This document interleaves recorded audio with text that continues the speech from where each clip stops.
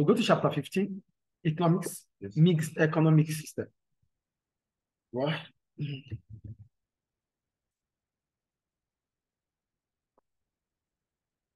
A mixed economy. Government intervenes in a mixed economic system. A mixed economic system has a combination of the features of a planned and a market economic system. So why do we call it mixed economy? We call it mixed economy because it combines the planned, which is from government, and the market system. It combines them together. So in a mixed economy, there's always what we call government intervention.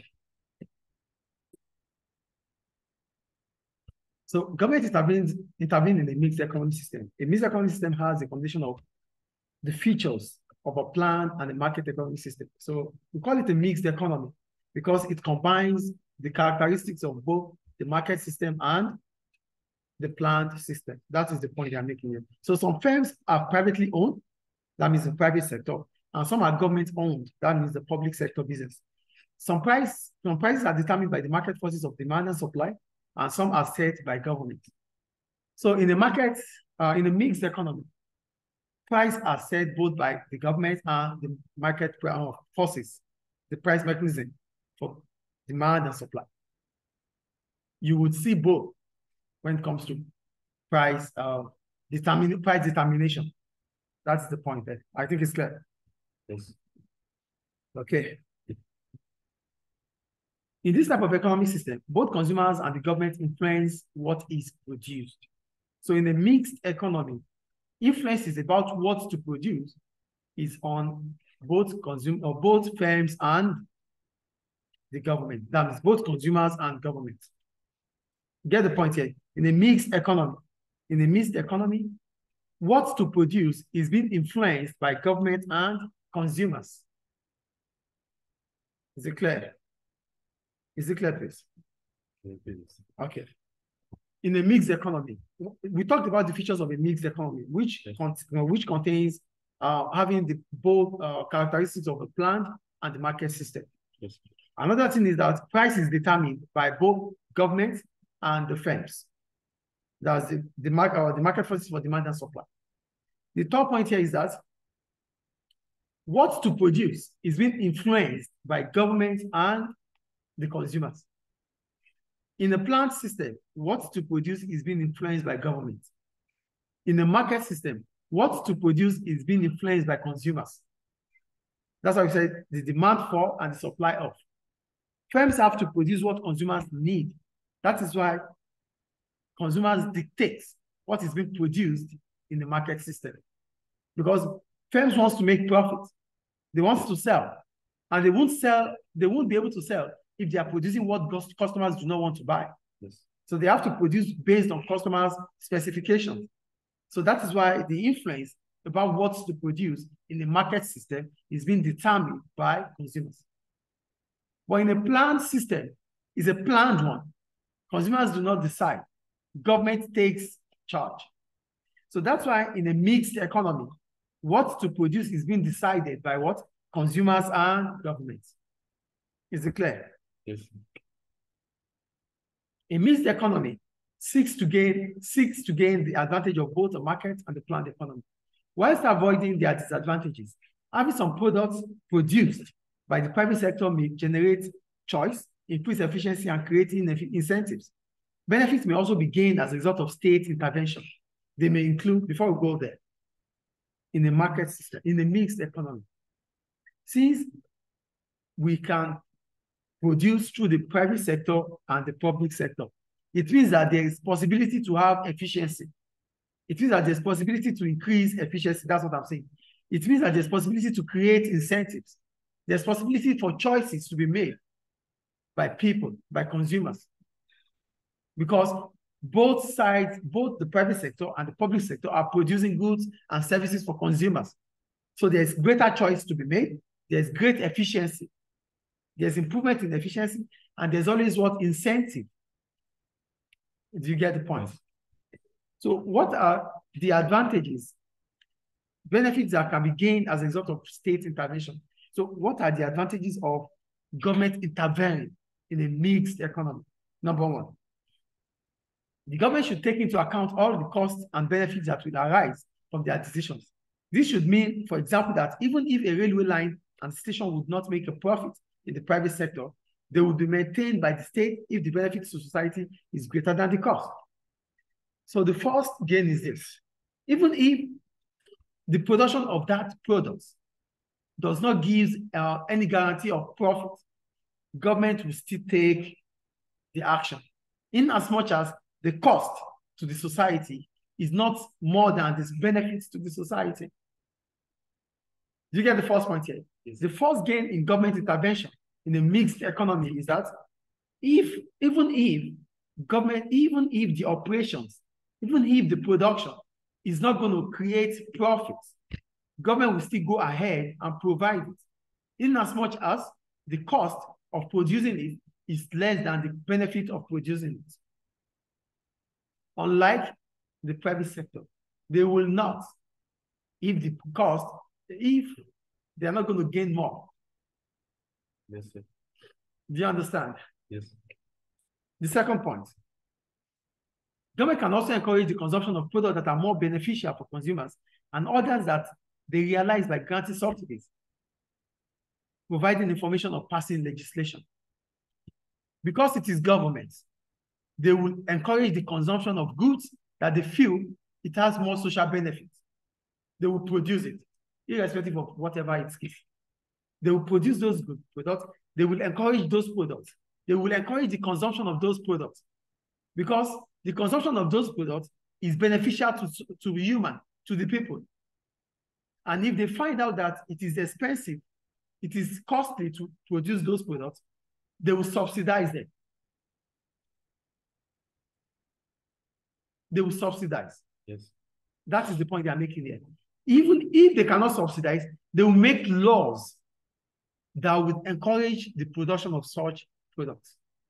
So government can use legislation, they can use subsidies to encourage the consumption of certain products that they feel it is important, it is beneficial to human.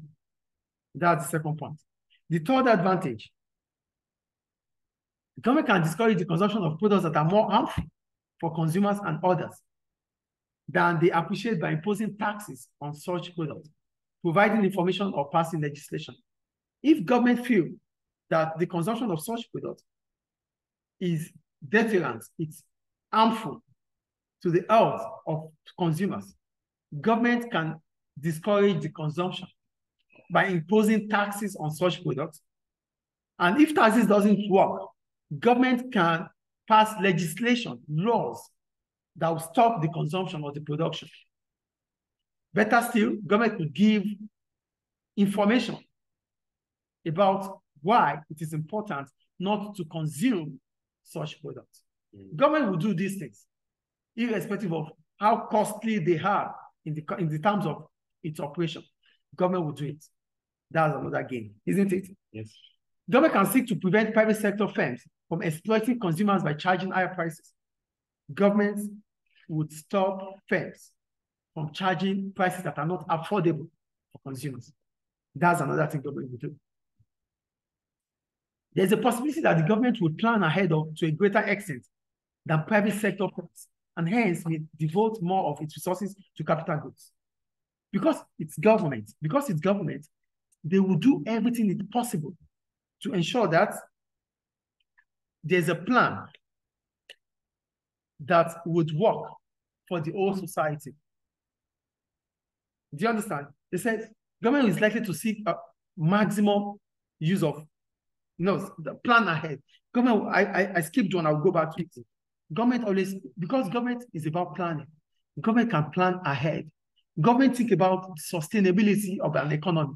Government think about the sustainability of a nation. So government does not think short term. Government think long term.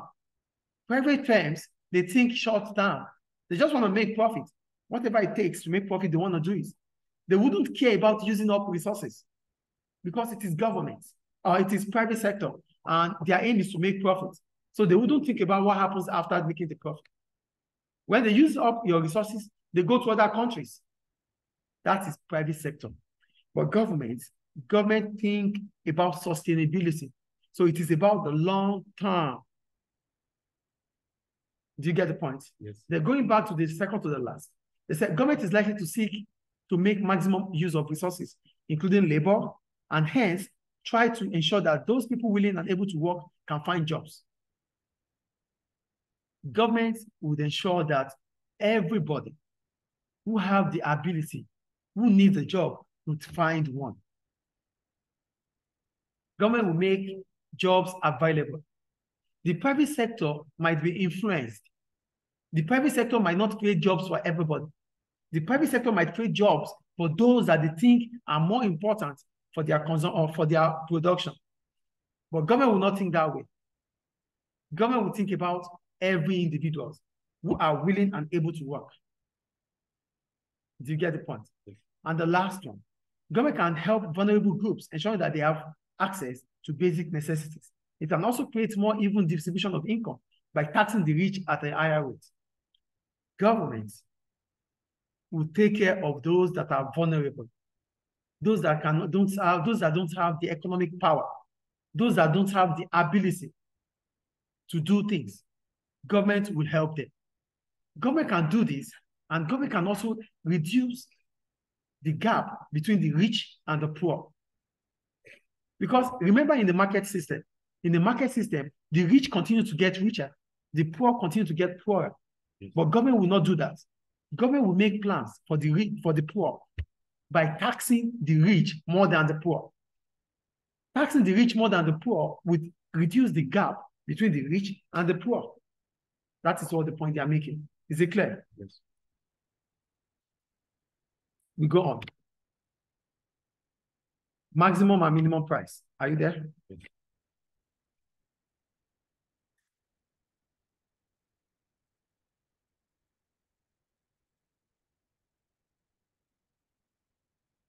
So maximum and minimum prices. A government may limit firms' ability to set their own prices by imposing price control. One of the ways in which government ensures that firms do not exploit consumers is through imposition of prices. Do you get what I'm saying here? So government use price controls, either maximum or minimum price, to correct or to control or to checkmate firms from exploiting consumers. Are you with me? So a government may set a minimum ceiling on the price. The government may set a maximum ceiling on the price in order to enable the poor to afford basic necessities. To have any impact, a maximum price has to be set below the equilibrium price. Government will set a maximum price below the equilibrium price. Remember, we said the equilibrium price is the price of agreement between the quantity demanded and the quantity supplied. Yes. So if government is setting maximum price, the price will be set below the equilibrium price. So businesses, firms must not sell above the equilibrium price. So if the equilibrium price is 10, government will set price at 8, at 9, below the equilibrium price. That is maximum price. Do you understand maximum price? Yes. So to have any impact, so this figure shows it. They said a maximum price has to be set below the equilibrium price. Figure 15.1 shows a maximum price being set as PX. So look at this. The maximum price is at PX. Do you see it? That means below the equilibrium price. So what is the effect of setting maximum price? What is the effect of setting price below equilibrium price? Note, government wants to achieve affordability of consumers. Government wants to ensure that all consumers are able to buy the product. That is why government will set maximum price. Because we said maximum price is set below the equilibrium price. And the equilibrium price is the price that consumers are able to even buy for. Consumers can buy at that price, yes or no? Yes. That is the equilibrium price. But if government is setting the price below the equilibrium price, government is doing that so that all consumers can afford the product. Do you get it? So what is the effect when the price is set at maximum? To encourage production of a product, government may set a minimum price. So for a maximum price, government wants to encourage the consumption and wants to make the product to be affordable by all consumers. That is that. For now, to encourage production of a product To encourage the production of a product, a government may set a minimum price at PX. This is a price floor, as it represents the lowest price producers are allowed to charge. To have an impact on the market, this will have to be set above the equilibrium price. This time, the problem created is a surplus, with the quantity supplied being greater than the quantity demanded. To prevent the price being driven down, the surplus will have to be bought up by government or some other official body for minimum price. The problem about minimum price is this.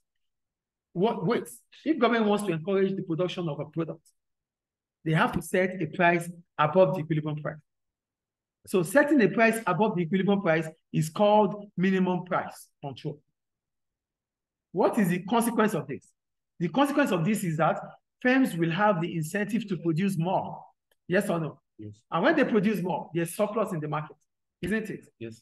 So to solve the problem of surplus can only be solved if government will buy those that are surplus, the surplus. Government have to buy it, or other bodies have to buy it. If not, there's a problem. You get the point? Yes, sir. When government sets minimum price is being set above equilibrium price, there will be a problem. The problem is called surplus. So if there's surplus in the market, government must buy those surplus. If not, firms will run at a loss. Do you get what I'm saying? Yes. You know, we said the law of supply. The higher the price, the higher the quantity supplied. So because the price is high, firms are willing to supply more. But the problem about supplying more is that consumers will not want to buy more. Then there will be excess supply. That excess must be purchased by government. That is the point. Yes, sir. And if government is not buying it, other bodies must buy. Is it clear? Is it clear, please? Yes. That's the point. So we go down. Government measures to address, are you there? Government measures to address market failure. We already know what market failure is, right? Market failure occurs when the market forces of demand and supply, or the firms are unable to provide goods and services that consumers demand. Market failure is when the prices are not affordable for consumers. Market failure is when the quantity demanded is not the quantity supplied. Market failure is when the social cost of production exceeds the social benefit of production. These are market failure. There's external cost. These are all market failure. So now they said government measures to address market failure. So how can government address market failure? One of the ways in which government can address market failure is through subsidies and indirect taxes. Are you here? Yes. Subsidies. A government may subsidize a number of the country's firms. In contrast, all firms are likely to be affected by taxes in some way. Government tax firms' profits, which has an impact on the ability and the willingness of firms to invest. Indirect taxes raise firms' cost of production. Whilst income tax lower consumers' disposable income, and as a result, demand for firms' products. Something is going to happen here. Government is increasing subsidy. But if government increases subsidy, where do government doesn't have money from anywhere? Yes or no? Yes. If government is giving subsidy, government is imposing tax. So government would impose tax, then spend on subsidy. So one way or the other, you have to pay tax. So if you are paying taxes, because you are paying taxes, the amount of money you can spend will be less. Yes or no? Yes. As a result, you won't be buying more. So one way or the other, firms will be producing because government subsidizes for them. But they might not still sell because consumers don't have money to buy. Do you get? There's inverse relationship here. So government, okay. So for government, they will charge indirect taxes on, when they charge indirect taxes, it raises the firm's cost. Income tax will make consumers not to have as much as they used to have. So all these things will still come back to the amount of products consumers are going to be able to buy. So firms will not be selling as they used to sell because consumers do not have money to buy. So the effect of a subsidy, The effect of a subsidy given to producers is influenced by the size of the subsidy and the price elasticity of demand. So if there's subsidy, the effect will be based on how much is the subsidy and how elastic or inelastic is the demand for such products. Two things here. The effect of subsidy will be based on the size of the subsidy and the inelasticity or the elasticity of the demand for such product that government is subsidizing. As explained in chapter 8, a subsidy being an extra payment to producers shift the supply curve to the right. The larger the subsidy, the more increase there is in supply. On the diagram, the size of subsidy is represented by the distance between two supply curves. In this figure, the subsidy per unit is SY.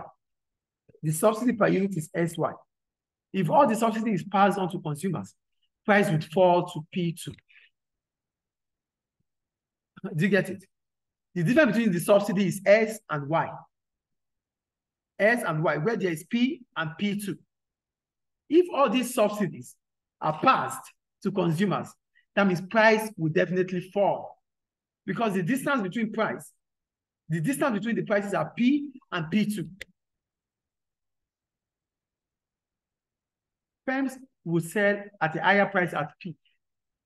But government is subsidizing. So if government is subsidizing and firms are taking all the subsidies to consumers, firms will sell at the lowest price at P2, sorry. Yes. Firms can only sell at P. Effect of subsidy will make firms to sell at P2. Is it clear? Yes. As demand is inelastic, producers have to pass on most of the subsidy to encourage an extension in demand. Price actually falls to P1. If the demand for the product we're talking about is inelastic, firms can still sell at P1 because they will buy. The price is lower now, but it's not the lowest. It's lower. Consumers will still buy. And that will extend demand. If the demand for such product is price elastic, firms must pass all the subsidy to consumers so that they can buy at the cheaper rate at P2. But if the demand for this product is price inelastic, firms can still sell at P1. Mm-hmm. So firms will keep some of the subsidies to themselves as profits.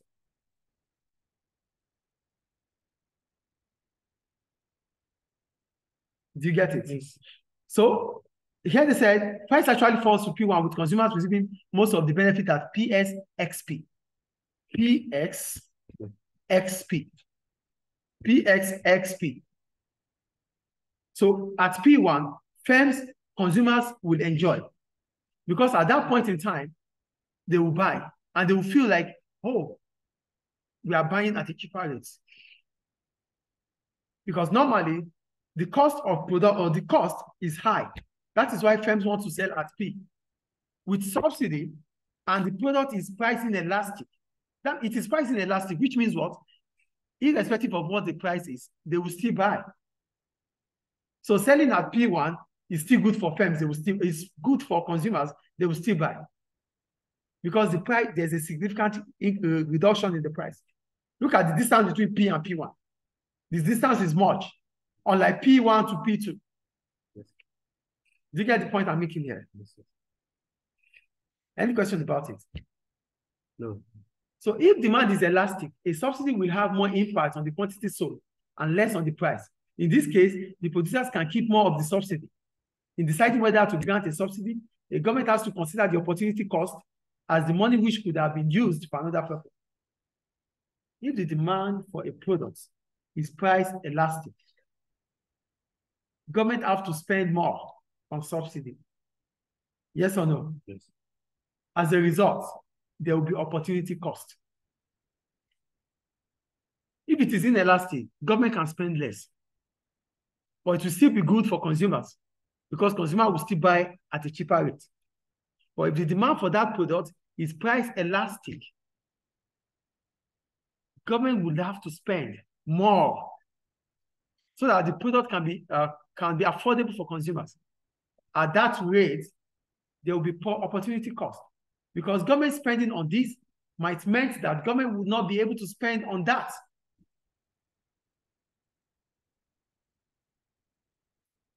I get what I'm saying there. No, yeah. If the demand for a product is price elastic, subsidy must take place. And government have to spend so much on subsidy. It's elastic. Elastic, yeah. Because the impact of subsidy will determine if the product will be sold or not. Do you get it? Yes, so if government have to spend, if government wants the product to be sold, there will be opportunity cost. And what is the opportunity cost there? The opportunity cost will rise because at that point in time, government is devoting more money on the production of that product in detriment to other things that government should have done with money. That's the opportunity cost. That is the opportunity cost. Yes. So government spending on this will mean that government would not be able to spend on that. That is the point. Yes. Is it clear? Yes. So we go down, 15.4. So the impact of tax now. The impact of the tax, are you there? Yes. I've explained this. 15.4. Yeah, I explained it. We explained it already. Are you missing something? We have 15.4, please. We have competition policy. This means competition policy. Okay. Yes. This means government is trying to ensure that there is pressure in terms of competition in the market, not like allowing just one firm to continue to produce. They want competition in that market. That's what we call competition policy. So here are the rules, and I'm going to read.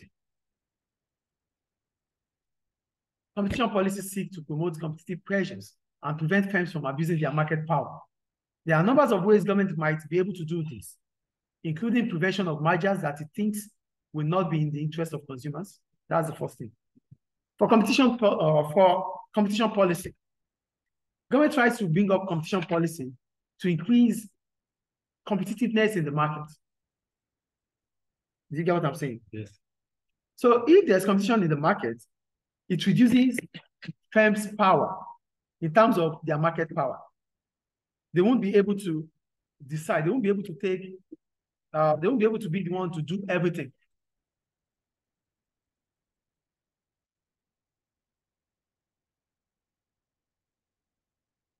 For competition policy, government does it because government wants to encourage, government does it to not put consumers into vulnerability. Government wants to make sure that consumers have choices. They want to stop monopoly. They want to increase competitiveness in the market.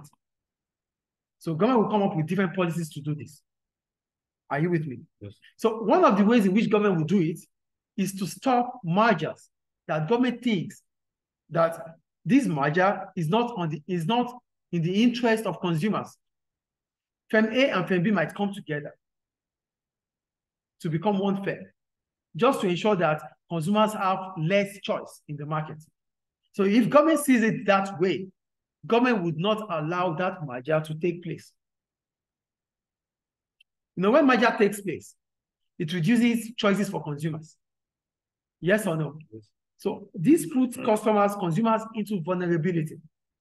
If that is the bone of contention for such merger, government will stop it. That's the point. Clear? Yes. Removal of barriers to entry and exit into markets. Government will take away barriers. Government will come up with different legislation laws that would stop you from stopping other businesses to set up in your industry. Large firms take off smaller firms away from the market using investment on advertisement. Do you understand? High startup costs, economies of scale. They use it against smaller firms. As a result, small firms leave the industry. Government will discourage this by encouraging or imposing free entry and exit into the market. So if you want to come into the market, you can. If you want to stop, you can. Nobody's going to be an hindrance to you starting up or an hindrance to you going out. Regulation of monopoly and prohibition of uncompetitive practices. Government will prohibit practices that would encourage monopoly. Government will stop it. Yes. Predatory pricing involves a firm. For example, predatory pricing. When you talk about predatory prices, firms will charge prices that are so low to the cost because they can enjoy or exploit economies of scale. So they will charge prices that are very low that would make other smaller firms to run into a loss because they can enjoy economies of scale. So this is what we call predatory pricing. Charging predatory pricing will take away smaller firms from competing. Do you get it? Yes. We go to environmental policies. Are you there? Yes. Firms can be affected by a range of policies designed to improve environmental conditions. A government may place restrictions on the amount of pollutants emitted by firms into the air, sea, and rivers. It will then fine any firms which exceed this limit.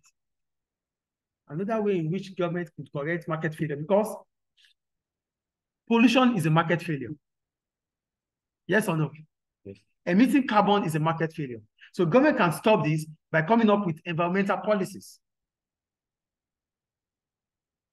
such as putting limits to the volume of carbon you can emit as a firm. If you exceed the limit, you have to pay fine for that. That reduces pollution. Is it clear? Yes. Regulations. That's another way government can reduce or stop or correct market failure. So government will include rules and regulations and laws, which places restrictions on the activities of firms.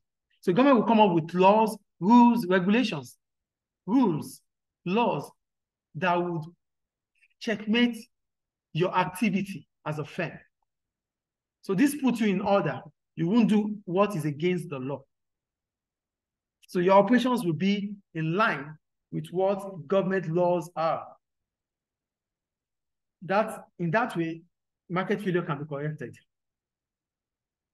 Do you get it? Yes, yes. The next paragraph there. As a measure to correct market failure, regulations have the advantages of being backed up by law and easily understood. The government does, however, have to check that the rules and laws are being followed, and this may be difficult and expensive. Also, a regulation works only if most people agree with it. So, regulations and laws are things that are difficult to maintain. So government might need to spend more so that people can abide with the laws. Some people, when they are driving, they drive on the wrong way. They face the traffic. These things are not good. But it's difficult for the police, the traffic police, to check everywhere. So if they have to do that, government have to spend more. That is the point they are making. So for rules and laws to be abided with, government might need to spend so much. Do you get it? Yes. And the last thing about it is that for regulations to work, everybody have to agree on it. If people don't agree, it won't work. Isn't it? Yes. The next paragraph. There are numbers of other problems with imposing regulations. For example, they do not directly compensate those who suffer as a result of market failure. And regulations may be too restrictive, reducing market flexibility and creating barriers to entry. Another problem about imposing regulations is that it does not directly compensate those who suffer. So if you don't obey the rules and I'm affected, I might not be compensated for it directly. You make mistake, you will pay for the mistake. But if it affects other people, you are not going to pay for that. You only pay what government says you should pay. That means it is not flexible because it does not directly compensate those that suffer. It only compensates government. Yes. You get it? Yes. The rules are made. People have to abide with it.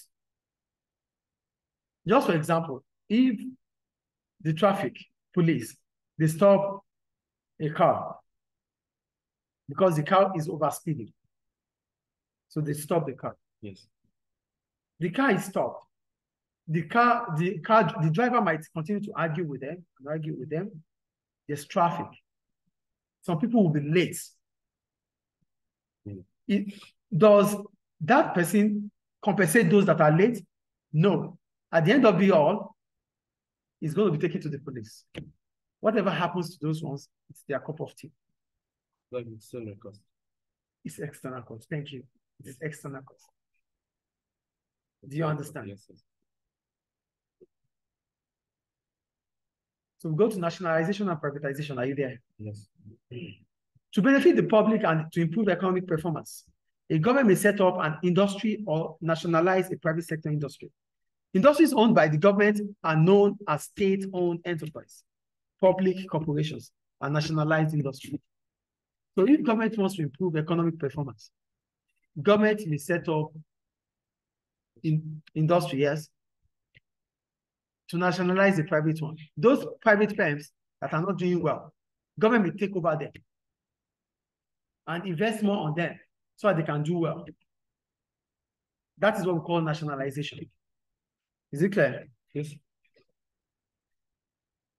So there are numbers of advantages that can be claimed for state-owned enterprise, number one. So what are the advantages of nationalization? State-owned enterprise base their decisions on the full cost and benefits involved. Government, when they are taking decisions, they take decisions based on cost and benefits. That's the first point. So they don't take decisions based on cost alone, both cost and benefits, social cost, social benefits. Two, they can be used to influence economic activity, to boost the country's output. Public corporations can be directly encouraged to increase their output. So if governments feel like they need to increase output, they can encourage firms to produce more through subsidies and whatever, or through tax reduction or tax holiday. In case where it is practical to have only one firm in the industry, such as rail infrastructure, a state-owned enterprise would not abuse its market power. If government, like just the electricity, it is from the government, right? Yes. They will not abuse the power. Yes or no? Yes, of course. If there's no electricity here, it's not everywhere. Government will not give you electricity and not give others. They will not. Is it clear? Yes. It is important. Ownership of a whole industry by the government makes planning and coordination easier. If government owns the industry, the planning of that industry will be easier because they will be controlled under one umbrella. Unlike private sector that have different directors and managers. Yes. It is important to ensure that the basic industries such as electricity and transport survive, charge low prices, and produce good quality, as other domestic industries depend on them. So government have to take charge, especially for transportation and electricity, because these two things are vital to the economy activity. So it should be left in the hands of government. However, these are the problems. One, they can be difficult to manage and control because they are large. Public sectors are large, so it is difficult for government to control them. 2, they may become inefficient, produce low quality products, and charge relatively high prices due to lack of competition and knowledge that they cannot go bankrupt. They might be inefficient because it's government industry, it's government business. People might not care. And because they are the only one producing the products or rendering the service, they can charge higher prices and render poor quality because nobody is going to get it anywhere. Just like the General Company of Libya. If they choose not to give electricity for 4 days, nothing would anybody do. Yes, sir. Is it clear? Yes. So people are vulnerable to them. They will need to be subsidized if they are loss making. If they are not making profits, government cannot abandon them. Government will not leave them. Government will continue to fund them because they are government-owned property. They are government-owned businesses. Yes. So they won't run at a loss. Even if they do run at a loss, government will continue to fund them. Is it clear? Yes. Okay. So concerns about the performance of state-owned private enterprise and increased confidence in the market forces has led to a number of countries to sell their state-owned enterprises or part of their state-owned enterprises to the private sector. So because of the problems that we might encounter in the public sector businesses, government ensures that private sector businesses take over. So they sell public sector businesses to the private sector so that they can be more efficient, more profitable than the government enterprise. Is it clear? Yes. So those supporting this move argue that private sector firms are likely to produce the products desired by consumers at a low cost and offer them at low prices. This is because market forces provide an incentive for firms to be efficient in the form of profit and the threat of bankrupts. Those in support of the privatization scheme, they believe that the private sector businesses have incentive to produce goods because they can maximize profit. As a result, they can charge higher prices. They can charge lower prices because they can exploit economies of scale by producing on a larger scale. That is the point. So that means they support privatization than nationalization. Is it clear now? So they believe that the private sector can be more innovative, the private sector can be more creative, the private sector can charge lower prices, the private sector can operate on a large scale. The private sector can exploit economies of scale, unlike the public sector. Clear? Yes. Are you sure or not? Yes. Because the public sector sells the. Oh no. The public sector, nationalization. Yes, one of the problems of nationalization is that there's inefficiency. They could charge higher prices. They could even provide poor services. They could lack quality in production. Yes. They don't care. So because of this fear, it is important to think about privatization. With privatization, those in support of privatization said, with privatization, firms will be able to operate on a larger scale. With privatization, firms will be able to charge a lower price. With privatization, firms have incentives to produce more because they will be making profits. Yes, sir.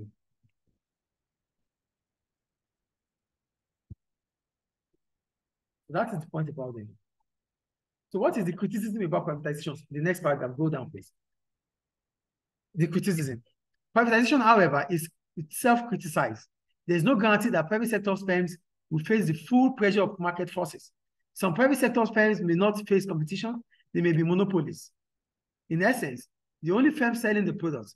In this case, they can be inefficient, charge higher prices, and produce low-quality products without compromising on profits. They may not take into account the total cost and benefits to the society due to their actions. For example, they may cause pollution Privatization also reduces government's control of the economy.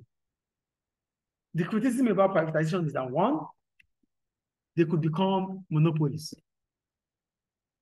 which means they can charge higher prices. Because they can charge higher prices, products become unaffordable for people. They could also provide low quality products. They might be the only ones selling in the market. So all these things makes it difficult for people, for government to think about privatization. Is it clear? Yes. Are you here? Any question about it? No. All right. So we go down. Direct provision. Are you there? Yes. Most governments produce at least some goods and services that they think are essential. In some countries, government provide affordable housing to rent. Housing, education, and healthcare are seen as essential services. And some government produce them and provide them to people free of cost or at a subsidized price. At subsidized prices. Besides being essential products, education and healthcare are also merit goods. Government provide merit goods. These are goods that without government intervention, we cannot all consume them. Education, healthcare. Without government providing them, we cannot all have them. That's why we call them merit goods. Are you with me? Yes, yes.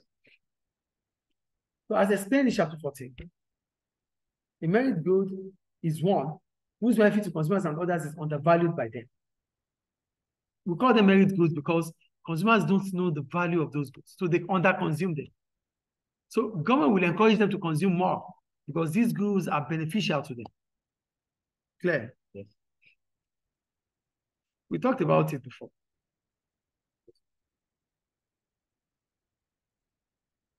The next paragraph. There are some products that private sector firms have no incentive to produce. This is not because people do not want them, but because they know that if they are provided, they can consume them without paying. The private sector would not produce products on a free. Because they want profit. That's why. Did you get it? Yes, we did talk about that. We talked about it. Yes. So one of the reasons why they don't want to produce them is because of the free rider problem. You're right, yeah. I think it's clear. Yes. So we go to unfairness. I think it's about rich and poor. Yeah. So for unfairness, they said, besides intervening in the market economy to correct market failure, government also intervene on ground of equity, that is fairness. Income distribution can become very uneven if it is solely determined by the market forces. So government wants to reduce the gap between the rich and the poor because that is unfairness. Government can do this by some people will be very rich, but some will be very poor. Private sector firms only produce those products that people are willing to buy and able to pay for. This will mean that they will not produce products needed by the poor. The government is likely to try and ensure that everyone in the country have access to basic necessities, including housing, clothing, education, and healthcare. To achieve this, it can give financial assistance to the poor and provide some essential products free to consumers. In fact, in a number of countries, state education and healthcare is provided free, not only because they are merit goods, but also to make them accessible to the poor. Such free state services are financed by taxation. Taxation and benefit may also be used to reduce income and wealth inequality. Some countries give health for free, education for free, housing for free, to encourage or to make the poor have accessibility to them. These things will be financed by taxes on the rich people. That is what the point is saying. Clear? A big difference is in the income and wealth of the rich people, rich and poor. Besides being unfair, can be socially divisive, and can result in some workers being less productive. Some people in the country, including the elderly and the sick, may be unable to earn incomes. There may be social unrest if there is considerably income inequality. Also, if people are poor, they may be less healthy, less well-educated, and consequently less productive. So it is important that unfairness about income is reduced. If it is not reduced, people will continue to be poor. They will lack education. they will be less productive. They will lack help. Yes. And the economy will go down. Effectiveness of government intervention. So government is intervening because there's market failure. Yes or no? Yes. So if government is intervening, what should happen? What should government do? As suggested above, government intervention can reduce market failure. There's a risk, however, that government failure may occur. If government is interfering, and in the course of interfering, the social cost of intervening exceeds the social benefit of intervening, then there is government failure. Is it clear? Yes. It may overestimate the extent of the private benefit offered to the people by consuming merit goods, and may find it difficult to calculate the most efficient quantity of public goods to supply. So government might supply more than what it's supposed to supply. That is waste. It's a government failure. Government can take time to make decisions, and those decisions may be influenced by political factors and in some cases, corruption. If government wants to take decisions and government takes decisions based on certain political factors or because of bribery, it's a government failure. Government intervention may also reduce economic efficiency by reducing incentives if taxes on earned income and unemployment benefits are high. Some people may be discouraged from working. High taxes on firms' profit can reduce entrepreneurs' willingness and ability to invest. If government is trying to reduce economic efficiency, or if government is trying to impose taxes to reduce the gap between the rich and the poor, this might anger the rich. And because of this, they might leave your country. So who are those that are left? The poor. That is government failure. Did you get it? Yes. Are you sure? Yes, yes. Now we go on. A development of effectiveness of government intervention. So for government to avoid government intervention, not to become government failure, government must develop an effective way of this intervention. There is some debate to whether public or private school or sector expenditure leads to more efficient allocation of resources. Do households and firms make better decisions than government? In practice, there are advantages and disadvantages for both private and public sector expenditure. So what they are trying to tell us is that are government taking advantage? Are government decisions more advantageous? Is government decision advantageous or less? Is my firm's decisions more advantageous or less? That is the point. Are you with me? Okay. So here they said, there may be a number, are you there? Yes. There may be a number of advantages in it being built by a private sector firm. The profit incentive and force of competition may imply that it will build a high quality airport at low cost and in less time. With competition, with incentive to make profits, private sector might produce quality products at a low cost. Do you get the point? Take care. Take care. Do you get the point? Yes.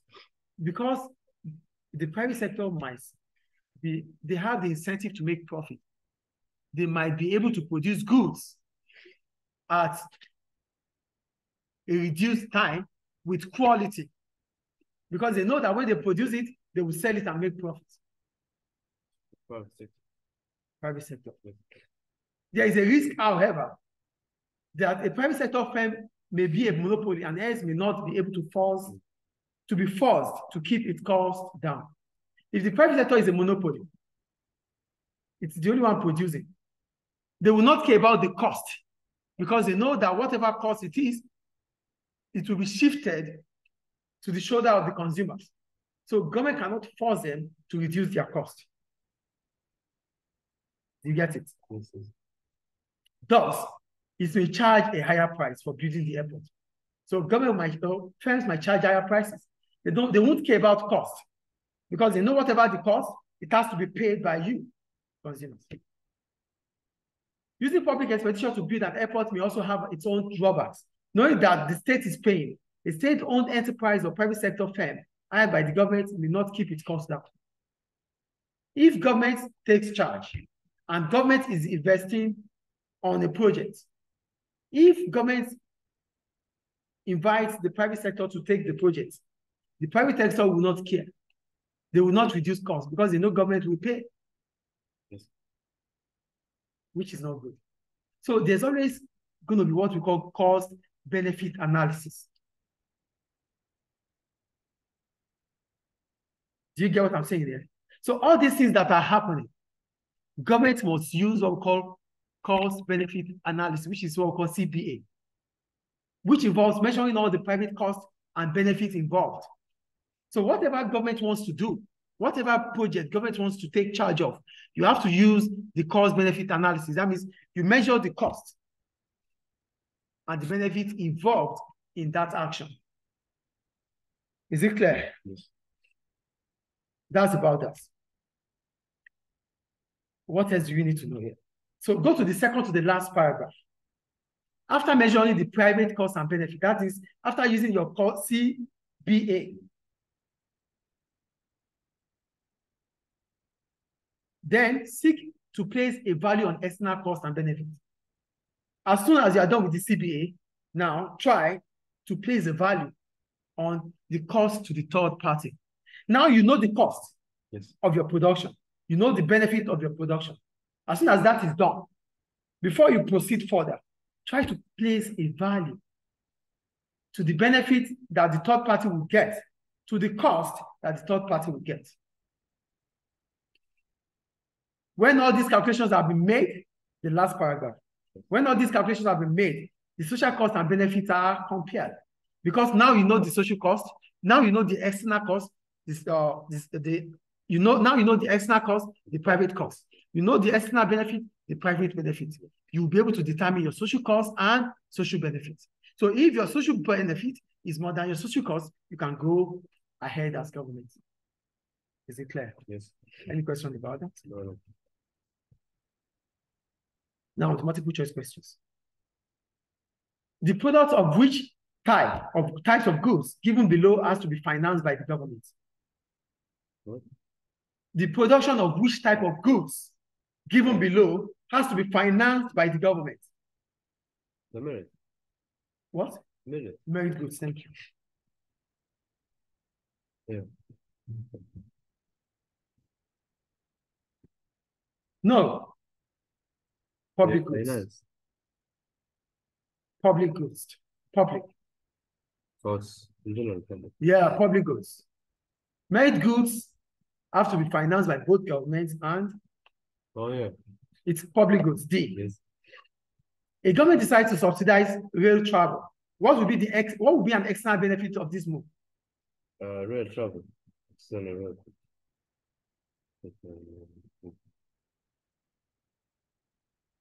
What would be an external benefit? Yeah, see. External benefits. External benefit. External benefits. Yes. Of the railway, yeah. Yeah. A rise in government expenditure is an external cost. No, it's C. No, it's D. Let me explain to you. Let me explain this, please.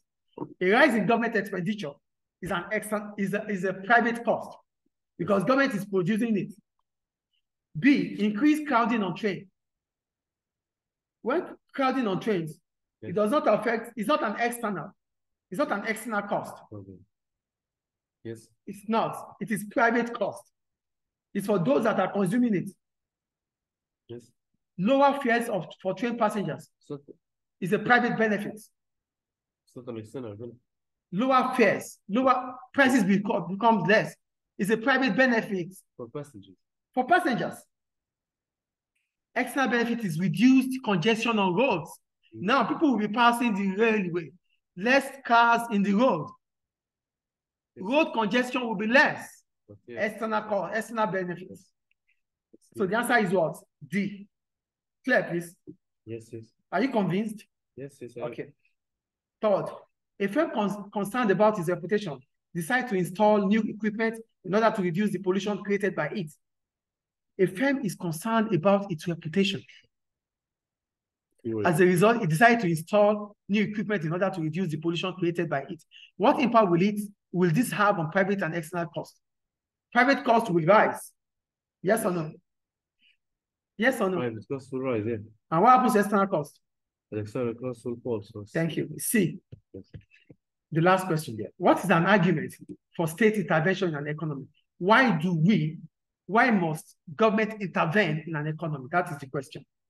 There's market failure. Huh? To encourage to increase the role of the price to make